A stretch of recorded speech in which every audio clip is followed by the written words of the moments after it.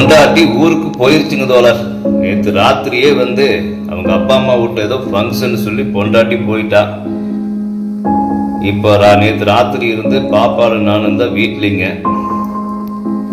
வீட்டில் ஒரு ஆம்பளை தனியா இருக்கிறதுங்கிறது வந்துங்க, சொந்த வீட்டில் தனியா இருக்கிறது வந்துங்க, அது ஒரு அலாதியான பேருங்க.